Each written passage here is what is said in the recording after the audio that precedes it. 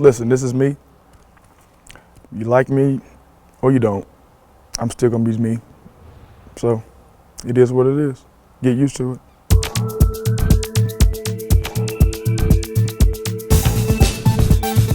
I think we have. It's just sometimes, like I say, we tend to overlook our opponents sometimes, some of those losses, and a couple bonehead plays in a couple games where we knew what we were supposed to done at that time, but we just didn't do it. You know what I mean? But yeah, that makes you a better team, better person, everything. You live and learn from your mistakes. So I think we've grown past that and we're on the right track right now.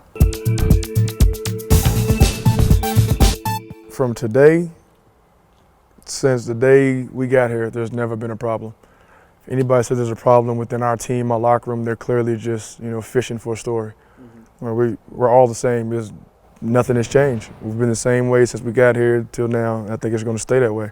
Because at the end of the day, it's much bigger than one or two people going at it with each other, being mad. It's much bigger than that. Like it's a whole team, and we're all focused on winning.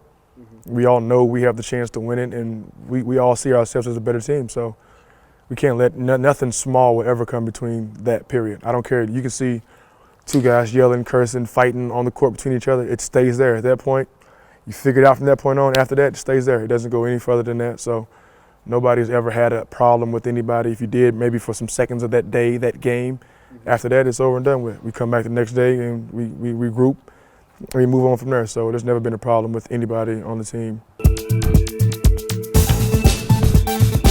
One of the main reasons was, the fans, of course. Like I say, last year, they were getting embarrassed in front of their own fans, which is something that you can't do. Like, you do not want to do as a professional. You do not want to lose that bad in front of your own fans. And throughout the whole game, they cheered no matter what. I don't care what it was throughout the game, they cheered. And I was like, it takes a lot for a team for fans to cheer on a team that's getting destroyed, and you know what I'm saying, on their home court. You go to the Haifa game, I just missed 2 free throws. They're like, oh, he's frustrated because of that. No, okay, I was, but I wasn't. It had nothing to do with it. But I wasn't even thinking about doing that at that time. I guess my fingers just took over itself. It just took over. Like I didn't think about giving him the finger. Like I was just walking off like, yeah, whatever, we just lost. I was mad. But something within my body just, stuck my hand up and I did it. So it was what it was. It's over and done with. Rewind to a year later, year before, 30 points. You cheered the whole game, we still love you. We lose by 2 points. And it's all boo, you suck, you guys are this and that. It's like, so, it is what it is. Like I say, I didn't no intentions on doing it. It's just something that happened. I learned from it, I paid for it, so I move on. It don't bother me at all.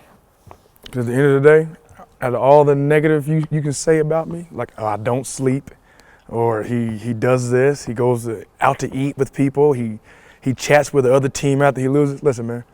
At the end of the day, none of that matters. Because one thing that you will say is I'm a winner. And that's what this is about. It's not about, oh, he scores 40. Okay, I score 40 points a game, we lose every game. What the hell is that? What's that do for me? Nothing. That's nothing for me at all. My team, we're just going to be a bunch of losers, and I score 40 points. So it's not about numbers with me. It's never been about numbers. I was never taught to play basketball that way, to care about numbers, nothing. I was taught to play basketball the right way. So that's just is how I play. Regardless, like you say, 2 points, 4 assists, whatever. I can have a terrible game. We win the game, it's all that matters to me. Yeah, I might be down on myself for playing bad here and there from time to time or whatever, but if I go out there and have 9 points and 6 rebounds, 4 or 5 assists, and we win the game, I'm fine with that. I have no problem. So from the outside looking in, I could care less what somebody says because it's not about that. It's about wins and losses at the end of the day, period. So it is what it is. I'll let them talk, and I'll just continue to win with my 2 points, 4 rebounds, and 7 assists. At the end of the day, this has been me for the last, I don't know how many years. At least I've been a professional for 11 years.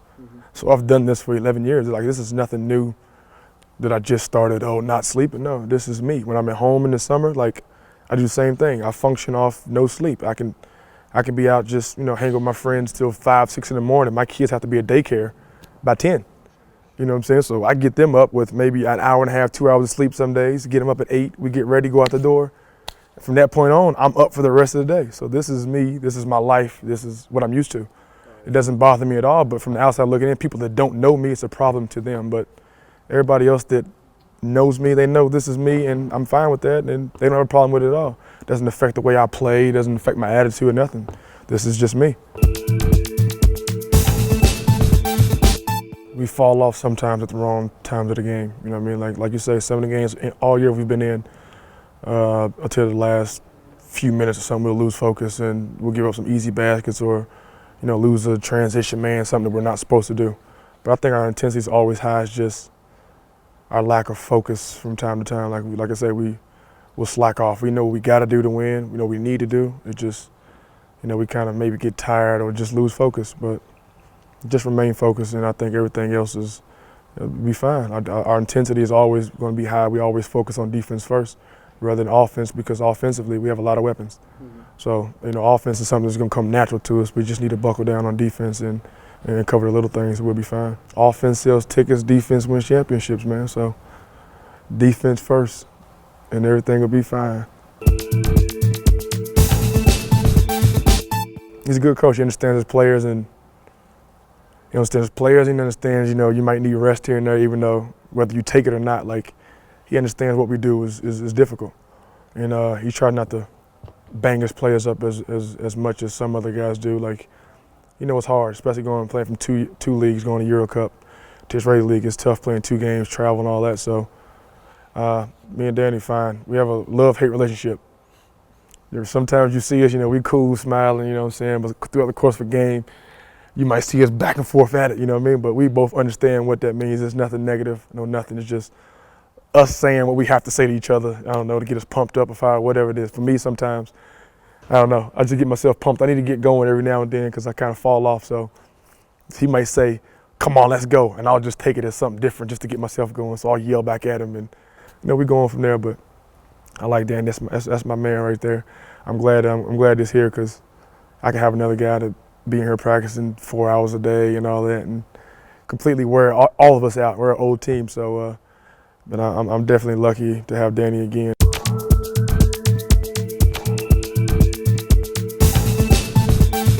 I talk to him on FaceTime. What time is it?